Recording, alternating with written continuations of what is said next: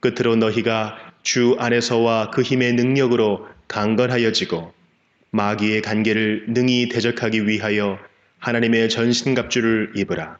우리의 씨름은 혈과 육을 상대하는 것이 아니요 통치자들과 권세들과 이 어둠의 세상 주관자들과 하늘에 있는 악의 영들을 상대함이라. 그러므로 하나님의 전신갑주를 취하라. 이는 악한 날에 너희가 능히 대적하고 모든 일을 행한 후에 서기 위함이라.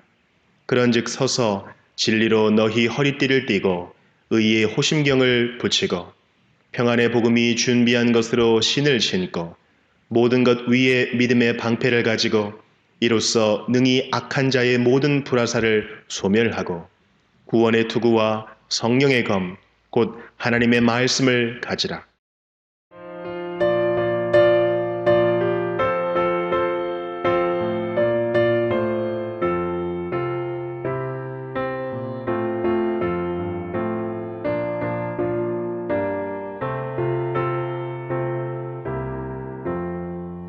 천지에 있는 이름 중 귀하고 높은 이름 주 나시기 전 지으신 우주의 이름 예수 주 앞에 내가 엎드려 그 이름 찬송함은 내 귀에 들린 말씀 중 귀하신 이름 예수 주 십자가에 달릴 때 명패에 쓰인 대로 저 유대인의 왕이요 곧 우리 왕이시라 주 앞에 내가 엎드려 그 이름 찬송함은 내 귀에 들린 말씀 중 귀하신 이름 예수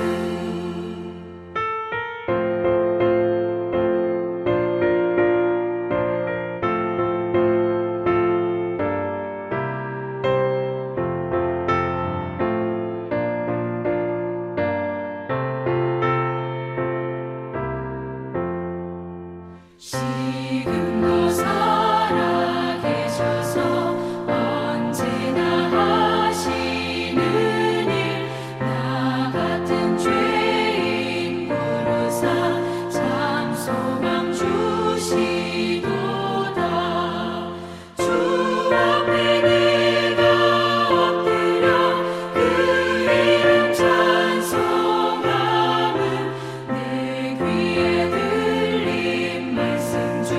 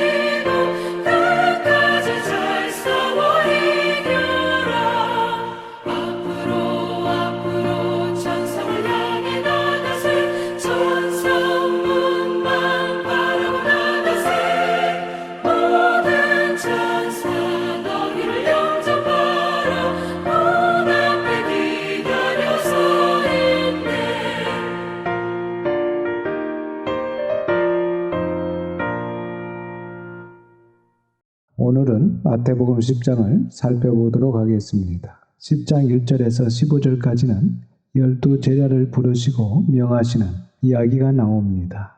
1절입니다. 다 같이 읽겠습니다.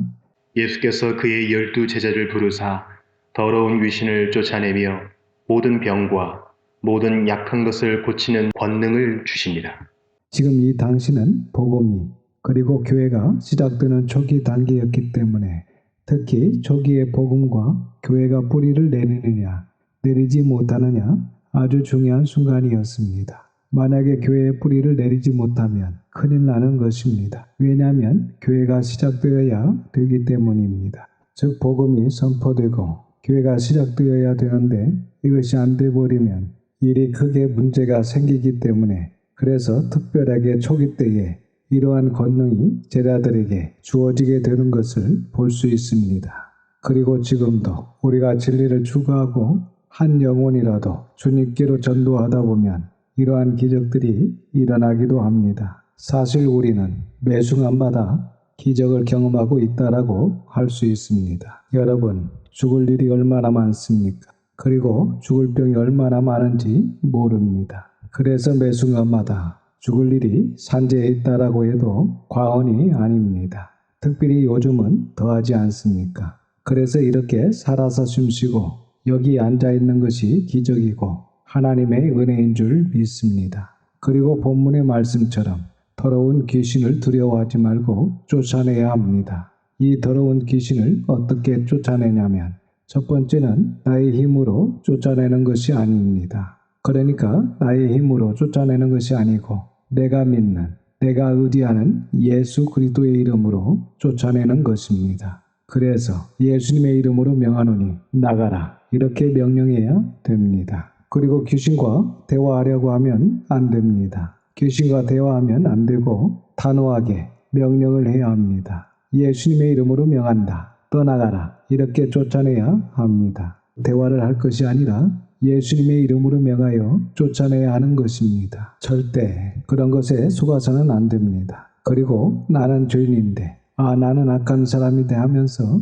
주눅들면 안 됩니다. 당당하게 쫓아내야 됩니다. 이 존재는 비난하고 정죄하는 것이 전문이기 때문에 우리가 당당하게 맞서지 않으면 우리를 속인다는 것입니다. 예를 들어 예수님의 이름으로 명한다. 더러운 귀신들아 나가라. 이렇게 하면 나갈 것 같이 하면서 이런 말을 하는 겁니다. 너 속에는 더 큰 귀신들이 있다. 이렇게 귀신이 말을 합니다. 그러면 충격을 받아서 주눅이 드는 겁니다. 주눅이 들어서 더 이상 귀신을 대적하지 못하도록 합니다.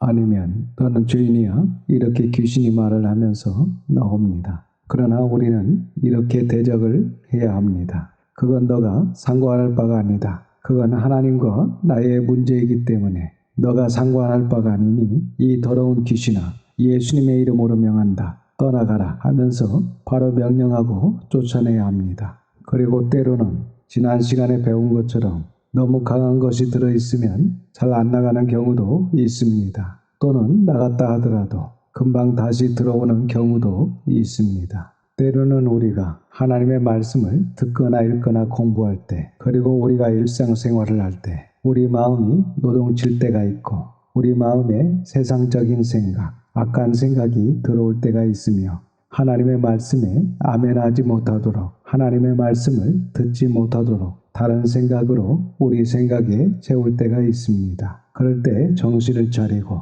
예배에 집중하며 하나님의 말씀에 집중하며 선한 생각으로 세워야 합니다. 그렇지 않으면 마귀에게 지는 것입니다. 그래서 귀신을 쫓아내는 제일 좋은 방법은 좌우의 날선 검과 같은 말씀에 노출시키는 것입니다. 그리고 우리가 영적 갑옷, 즉 바울 사도께서 말씀하신 영적 전쟁에서 유일한 무기가 바로 성령의 검, 곧 하나님의 검이다. 이렇게 선포하고 있지 않습니까?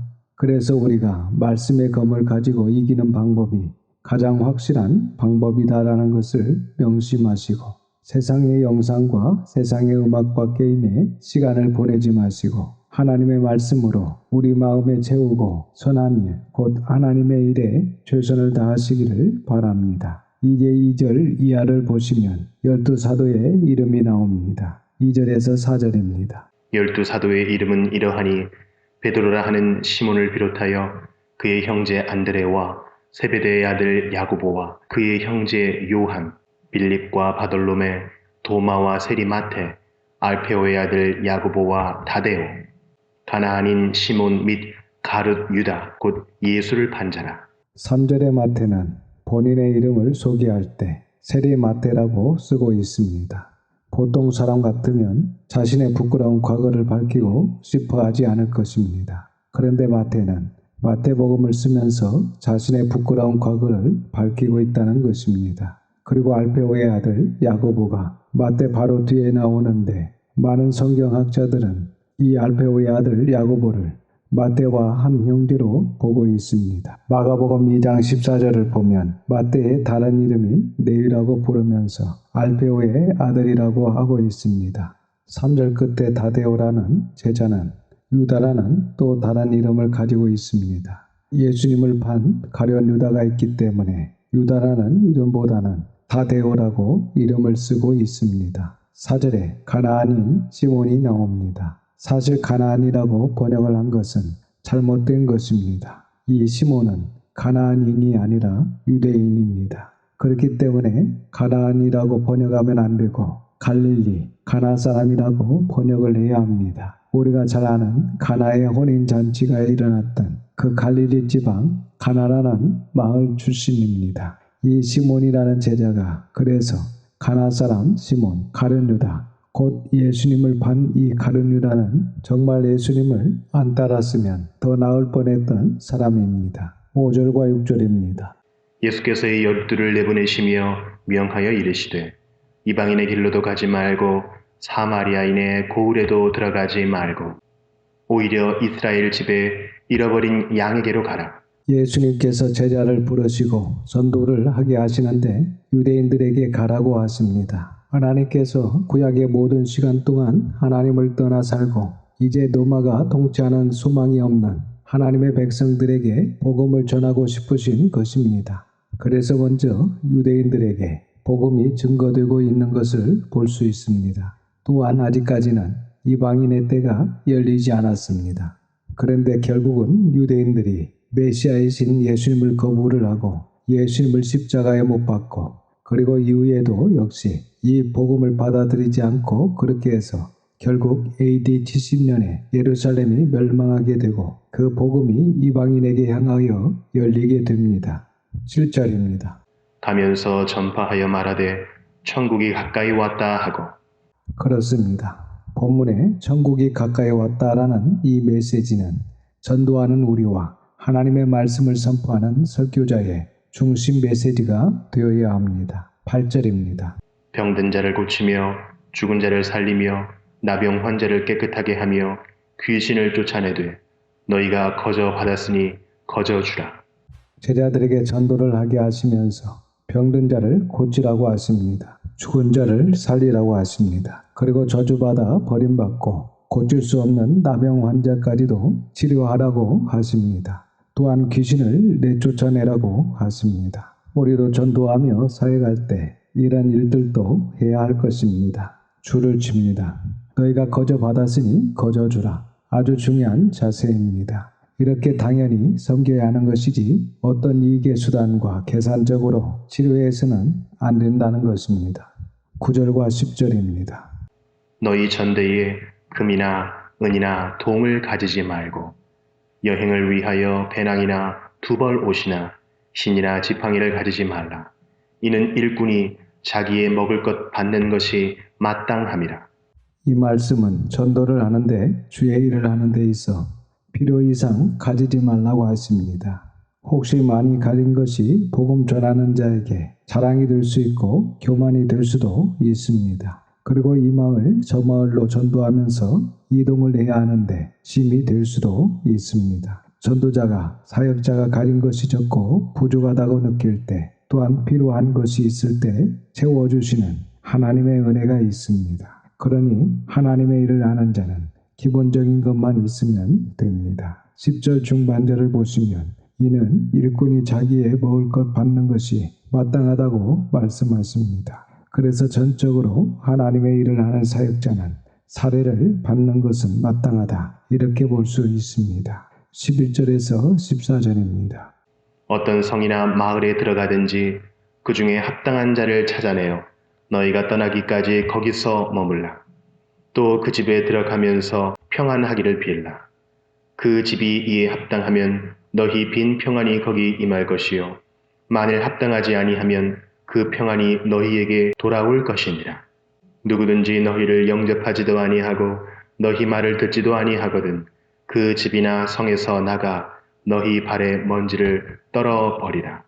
전도할 때 거할 곳에 대해 말씀하고 있습니다. 어떤 성이나 마을에 들어가든지 그 중에 합당한 자를 찾아내어 떠나기까지 거기서 머물고 그 집에 들어가면서 그 집에 평안하기를 빌라고 하십니다. 그리하면 우리가 기도한 평안이 그 집에 임하게 하신다는 것입니다. 그러나 평안이 그 집에 임하는데 합당하면 그 집에 평안이 임하는데 그렇지 않으면 그 집의 평안을 위해 기도한 사람에게로 평안이 돌아간다는 말씀을 하십니다. 그리고 14절 말씀은 영접하지 않은 곳에서 나가면서 발의 먼지까지도 털어버리라는 말씀을 하십니다.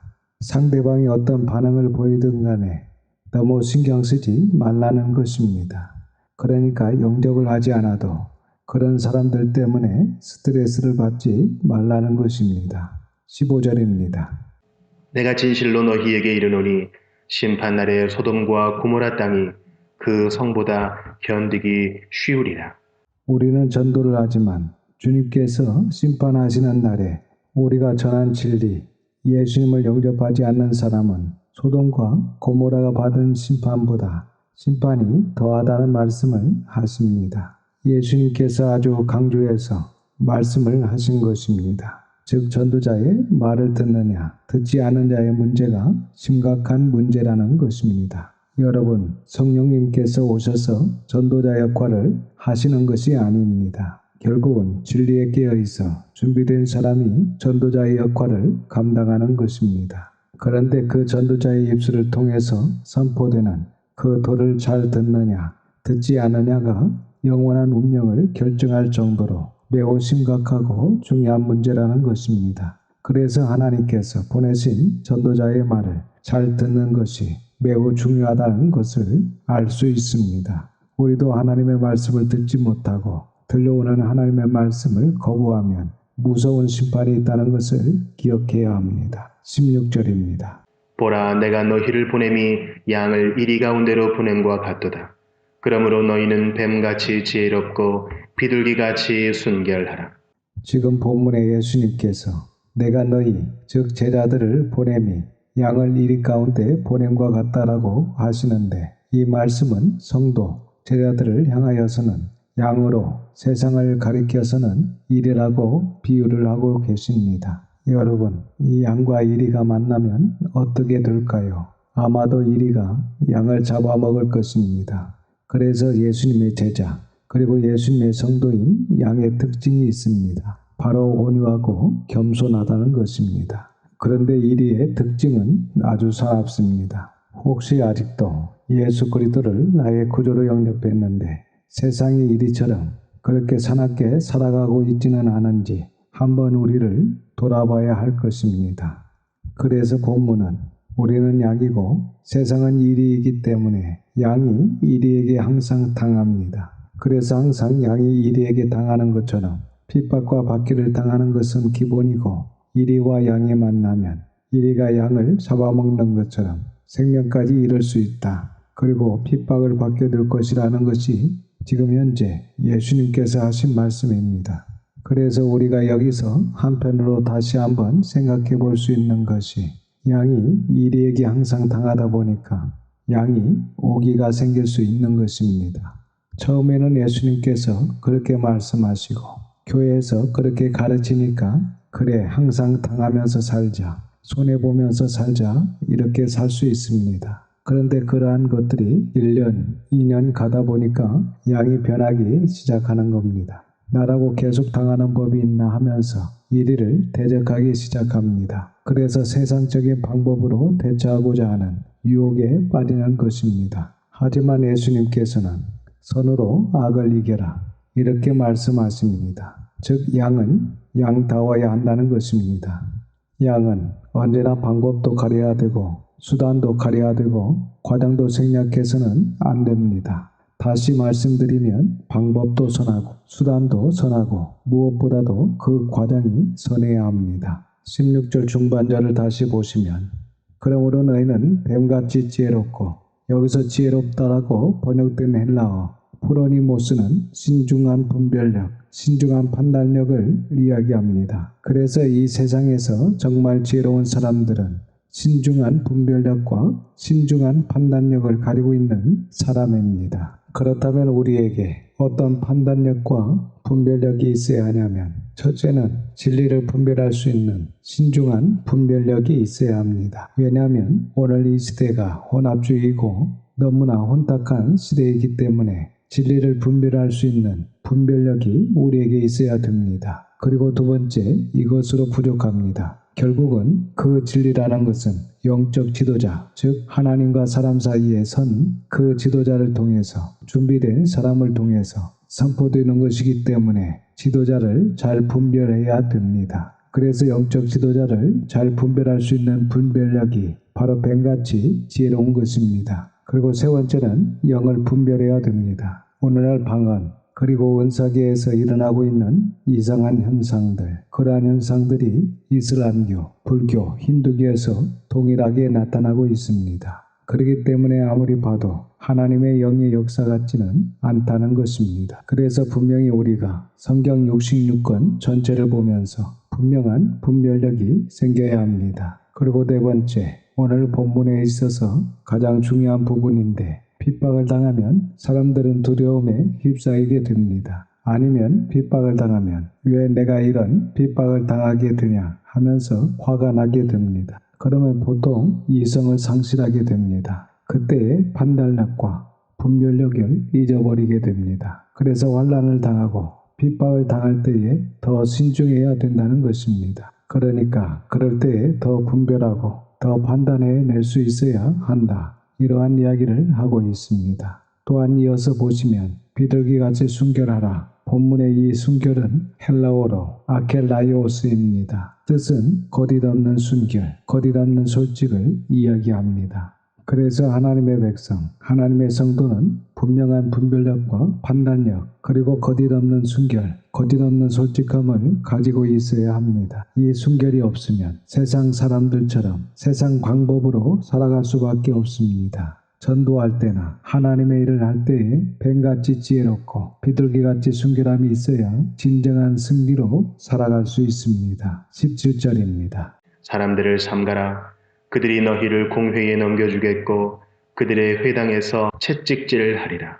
본문의 사람들은 현재 대적하는 사람들, 핍박하는 사람들을 조심하라, 주의하라는 것입니다. 사실 예수님을 믿는다는 것은 엄청난 핍박과 어려움을 감내하고 믿어야 되는 종교가 우리 기독교라는 종교였습니다. 그런데 사탄이 전략을 바꿉니다. 핍박을 했더니 더 강해지고 교회가 더 든든해지니까 그래서 이제는 믿기는 믿는데 편하게 믿어라 이렇게 전략을 바꾸었는데 이 전략에 교회들이 다 넘어가 버렸습니다. 하지만 곧 이러한 본격적인 환난과 핍박의 시대가 도래하게 될 것입니다.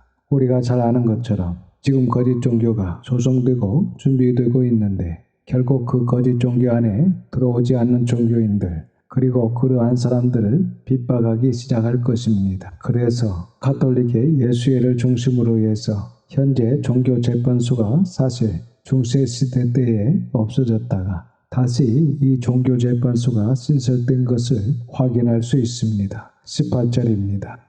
또 너희가 나로 말미암아 총독들과 임금들 앞에 끌려가리니 이는 그들과 이방인들에게 증거가 되게 하려 하심이라. 그래서 예수님의 제자들이 복음을 증거하다가 하나같이 이러한 어려움을 다 당하게 됩니다. 하지만 제자들이 그러한 어려움을 당하고 그러한 곳에 끌려가지만 오히려 그렇게 끌려간 그 자리가 복음을 증거하는 놀라운 자리로 쓰임받는 초대교회 역사를 우리가 확인할 수가 있습니다. 19절에서 20절입니다. 너희를 넘겨줄 때에 어떻게 또는 무엇을 말할까 염려하지 말라. 그때에 너희에게 할 말을 주시리니 말하는 이는 너희가 아니라 너희 속에서 말씀하시는 이 곧 너희 아버지의 성령이시니라.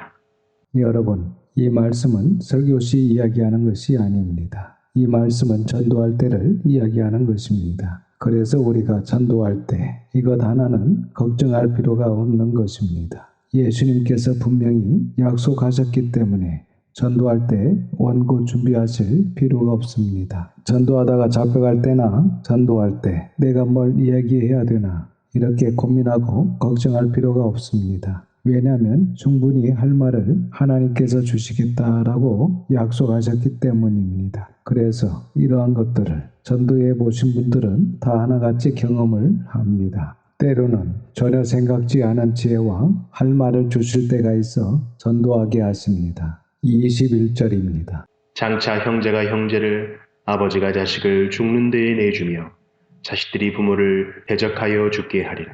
여러분, 왜 이러한 끔찍한 일이 일어나는 겁니까? 내가 부족해서, 내가 잘못해서, 내가 형제들에게, 우리 가족들에게, 부모님들에게 잘못해서 부모님과의 관계가 깨어지는 그 이야기를 지금 하는 것이 아닙니다. 사실 그렇게 하면 안 됩니다. 성도가 부족하고 성숙하게 살지 못해서 그러한 일들을 가정에서 일으키면 절대 안 됩니다. 오늘 본문에서 이야기하는 이러한 대적, 이러한 갈라짐은 예수님의 제자가 되었기 때문에 일어난 일입니다. 즉 내가 사랑하는 복음 때문에, 내가 추구하고 있는 이 진리 때문에 이러한 끔찍한 일이 일어날 수도 있다는 것입니다. 그러니까 예수님께서 지금 제자들에게 너희가 지금 나를 따라오고 있는데 단단히 마음 먹고 따라와라. 나를 따라오는 것이 그렇게 쉬운 것이 아니다. 이런 끔찍한 일이 일어날 수도 있다. 이런 말씀을 하시고 계신 것입니다. 여러분, 예수님을 믿으면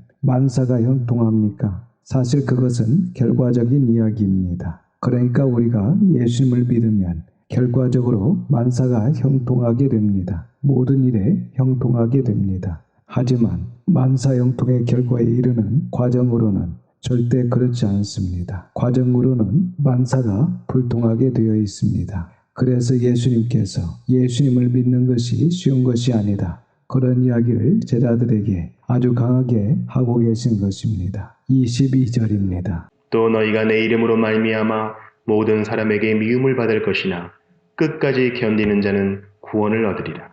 그렇습니다. 지금 예수님의 이름 때문에, 진리 때문에 핍박을 받고 어려움을 당하는데 첫 번째는 모든 사람에게 미움을 받을 것이다. 두 번째는 반드시 끝까지 견디는 자는 구원을 얻는다는 것입니다. 그러면 만약에 끝까지 견디지 못하면 구원을 받지 못할 수도 있다는 것입니다. 중요한 말씀입니다. 진리 때문에 미움을 받는다. 나는 당연히 해야 될 일을 하고 선하고 아름다운 것을 추구했는데 그것 때문에 미움을 받는다. 정말 억울한 일입니다. 한두 사람도 아니고 사실 나를 미워하는 사람 한 사람만 있어도 잠을 자지 못하고 밥맛이 없는데 대다수의 사람들이 나를 미워한다. 본문처럼 모든 사람에게 미움을 받을 것이다. 심지어 그렇게 믿었던 아버지가, 어머니가, 가족들이 이 진리 때문에 나를 죽도록 미워한다. 정말 기가 막힌 일이 일어나는 것입니다. 지금 많은 나라에서, 많은 가정에서 예수님을 믿는다는 것으로 이런 일들이 일어나고 있습니다. 심지어 가족들과 마을 사람들에게 죽임을 당하는 일들이 일어나고 있습니다. 그만큼 지금 저와 여러분이 걸어가고 있는 이 길은 예수님께서 이야기하셨던 것처럼 좁고 협착한 길이고 찾는 이가 매우 적은 길인 것입니다. 하지만 끝까지 견디는 자는 구원을 얻게 될 것이다 라고 예수님께서 이렇게 말씀하고 계십니다. 23절입니다. 이 동네에서 너희를 박해하거든 저 동네로 피하라. 내가 진실로 너희에게 이르노니 이스라엘의 모든 동네를 다 다니지 못하여서 인자가 오리라. 이 동네에서 너희를 박해하거든 저 동네로 피하라. 매우 중요한 원리입니다. 우리가 어떤 곳이 되었든 간에 그리고 어떠한 장소가 되었든 간에 적극적인 진리 전파, 이것이 우리가 가져야 할 공통적인 어떤 생활, 어떤 행동의 패턴입니다. 적극적인 진리 전파. 그런데 진리를 전파하다 보니까 사람들이 진리를 받아들이지 않는 것입니다. 이렇게 진리를 받아들이지 않을 뿐만 아니라 오히려 박해를 하는 것입니다. 그러면 어떻게 진리를 받아들이지 않고 그리고 박해를 하면 버티고 있어야 됩니까? 그렇지 않습니다. 본문의 예수님은 다른 곳으로 피하라고 말씀하시고 계십니다. 이것은 전도를 할 때나 선교를 할 때 또는 목회를 할 때나 어떤 일상적인 신앙생활을 할 때 우리가 생각해 봐야 할 중요한 원칙입니다. 그러니까 진리를 전혀 받아들이지 않고 오히려 박해만 하는데 나는 여기서 뼈를 묻겠다. 그건 미련한 것입니다. 23절을 다시 한번 보시면 내가 진리로 너희에게 이르노니 이스라엘의 모든 동네를 다 다니지 못하여서 인자가 오리라. 이 말씀은 앞에서 한 동네에 갔는데 듣지 않고 박해를 하는 겁니다. 그럼 또 다른 동네에 가서 또 전하고 잘 들으면 감사하고 또 잘 듣지 않으면 발의 먼지를 털어버리고 다른 동네에 가서 또 증거하라고 하십니다. 이런 식으로 이스라엘의 동네를 제자들이 다 다니는 겁니다. 이렇게 이스라엘의 모든 동네를 다 다니지 못하여 인자가 오리라. 그런데 인자가 오리라고 번역을 한 이 부분이 잘못된 번역입니다. 사실 이렇게 인자가 오리라고 잘못된 번역을 한 바람에 아니 예수님께서 아직 오시지 않으셨는데 그러면 이스라엘 동네를 사실 이스라엘 동네가 좁은 동네인데 그 동네를 다 다니고 나서 예수님께서 오셔야 되지 않습니까? 그런데 아직 오시지 않으셨습니까? 이런 난제가 되어버렸습니다. 그런데 이 오리라는 헬라어로 엘코마이입니다. 사실 이 엘코마이의 뜻이 오다라는 뜻도 있고 가다라는 뜻도 있습니다. 즉 오다, 가다, 떠나다 이런 뜻입니다. 그래서 이 본문은 너희가 이스라엘의 모든 동네를 다 다니지 못하여서 인자가 너희 곁을 떠나게 둘 것이다. 이렇게 번역을 해야 바른 번역이 됩니다. 사실 이들이 유대인 동네도 다 다니지 못하여 결국 예수님께서 십자가에 못 박혀 돌아가시지 않습니까? 그래서 그렇게 보시면 정확합니다. 23절에 인자가 오리라 이 부분에 줄을 치시고 인자가 너희 곁을 떠나게 둘 것이다. 이렇게 적어두시면 좋을 것 같습니다. 그리고 24절부터 33절까지는 두려워할 분을 두려워하라라는 말씀을 하고 계시는데 지금 큰 문맥 중에 하나가 박해자들을 어떻게 대할 것인가 그리고 박해자들이 우리를 대했을 때 우리에게 어떻게 할 것인가 그러한 이야기가 계속해서 이어지고 있는데 24절 이하도 그러한 문맥이 그대로 흐르고 있습니다. 24절입니다. 제자가 그 선생보다 또는 종이 그 상전보다 높지 못하나니 본문에서 제자는 성도를 말합니다. 1차적으로는 당시 제자들을 말하지만 오늘날 우리 모든 성도를 가리켜 제자라고 이야기할 수 있습니다. 그래서 제자는 성도를 이야기하는 것이고 선생은 예수님을 그리고 종도 성도를 말하는 것이고 상전은 예수님을 말씀하시는 것입니다. 그러니까 예수님께서도 알아듣기 쉽도록 비유법을 사용하여 천국 복음을 선포하시고 계신 것입니다. 25절입니다. 제자가 그 선생 같고 종이 그 상전 같으면 좋가도다. 집주인을 바알세불이라 하였거든 하물며 그 집 사람들이랴. 제자가 그 선생 같고 종이 그 상전 같으면 좋가도다. 여러분, 우리의 기준이 예수님입니다. 계속해서 보시면 예수님 보고 당시 사람들이 바알세불이라고 했다는 것입니다. 이 바알세불은 귀신의 왕이라는 뜻입니다. 그러니까 예수님 보고 사탄, 마귀라고 했다는 것입니다. 얼마나 불쾌하겠습니까? 죄악의 욕입니다. 그런데 예수님께서 이러한 욕을 들으셨다는 것입니다. 그래서 예수님께서 들으실 수 있는 죄악의 욕을 이렇게 들으셨기 때문에 하물며 그 예수님의 제자들, 그 예수님을 따르는 성도들이 당할 욕은 당연하게 받아들여야 된다는 것입니다. 왜냐하면 스승께서 그러한 욕을 먹으셨기 때문에 그래서 우리가 이 진리를 추구하면서 이 세상을 살아가면서 이 진리 때문에 욕을 먹더라도 당연한 것으로 여겨야 한다는 것입니다. 그리고 26절, 28절, 31절을 보시면 이렇게 욕하고 박해하는 자들을 두려워하지 말라라고 계속해서 말씀하십니다.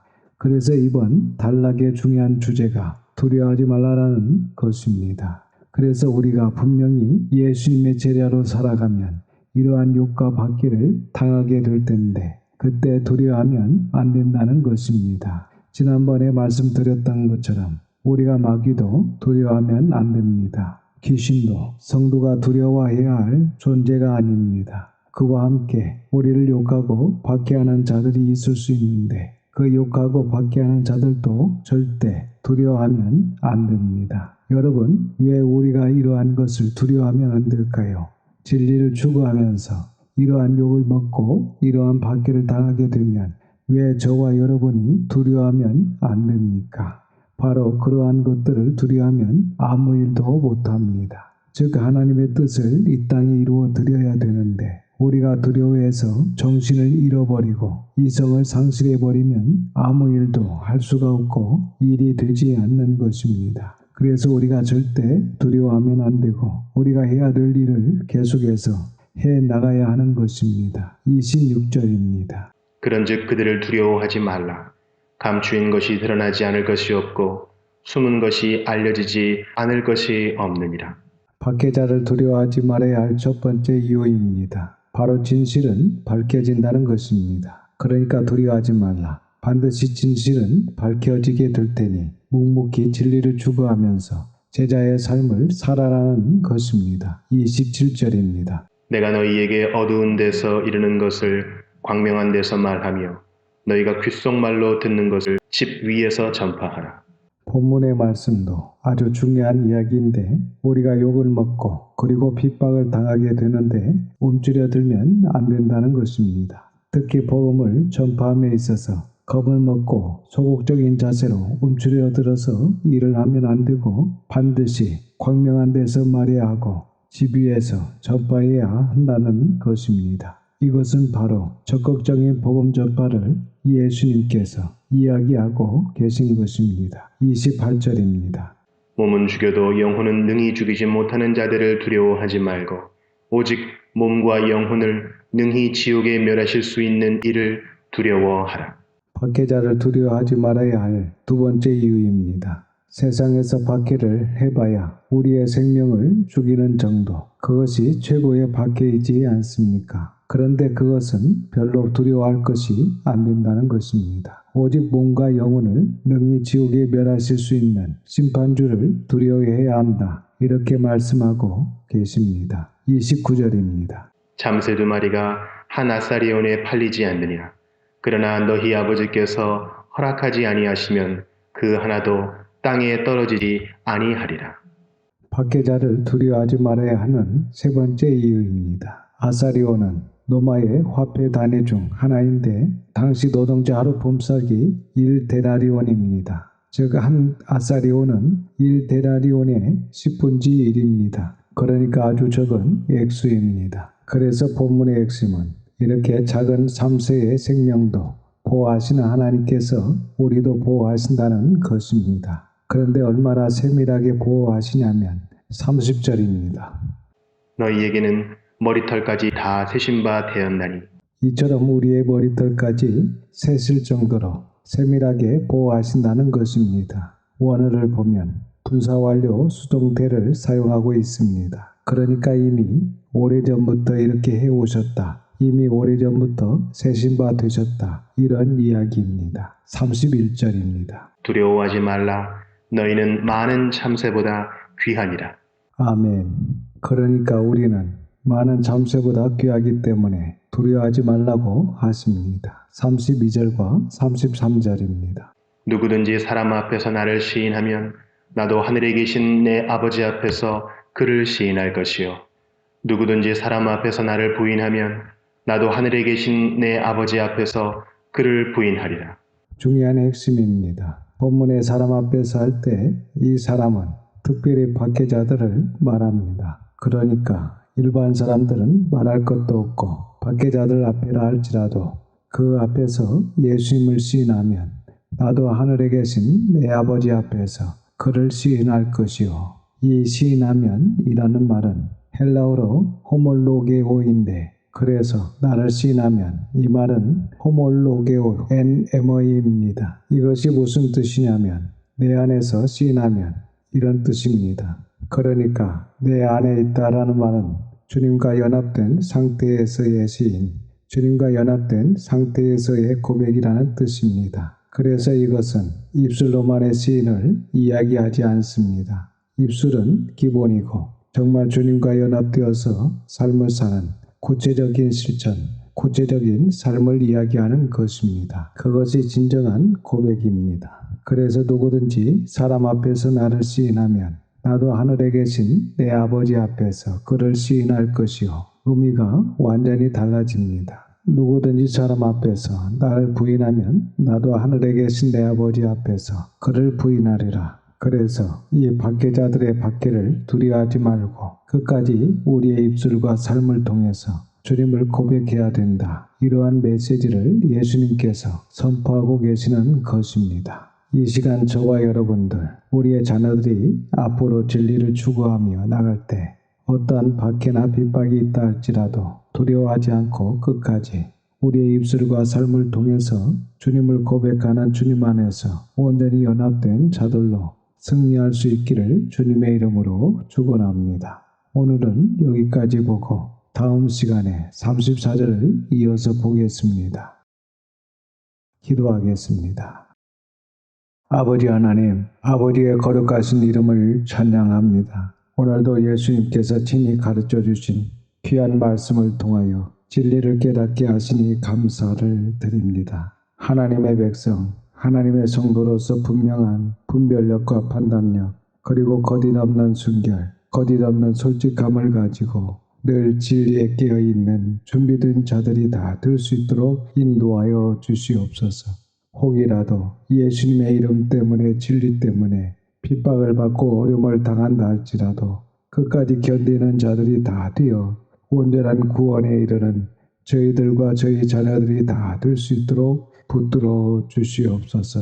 몸은 죽여도 영혼은 능히 죽이지 못하는 자들을 두려워하지 말고 오직 몸과 영혼을 능히 지옥에 멸하실 수 있는 이를 두려워하라라는 예수님의 말씀을 의지하고 저희들이 이 땅에서 끝까지 우리의 입술과 삶을 통하여 주님을 고백하는 주님 안에서 온전히 주님과 연합된 자들로 승리할 수 있도록 성령님의 충만함을 더하여 주시옵소서. 이번 한 주간도 하나님의 선한 손에 도우심을 믿고 감사드리오며 우리 구주 예수님의 이름으로 기도드립니다. 아멘. 지금은 우리 구주 예수 그리스도의 은혜와 아버지 하나님의 그 넓으신 사랑하심과 성령님의 감화감동 역사 충만 위로 교통하심이 몸은 죽여도 영혼은 능히 죽이지 못하는 자들을 두려워하지 말고 오직 몸과 영혼을 능히 지옥에 멸하실 수 있는 이를 두려워하라는 예수님의 말씀을 의지하고 최선을 다하는 복음 전도자로 성경 교사로 준비하고 사랑하는 우리 모든 성도들과 자녀와 가정에 함께 하시기를 예수님의 이름으로 축원하옵나이다. 아멘.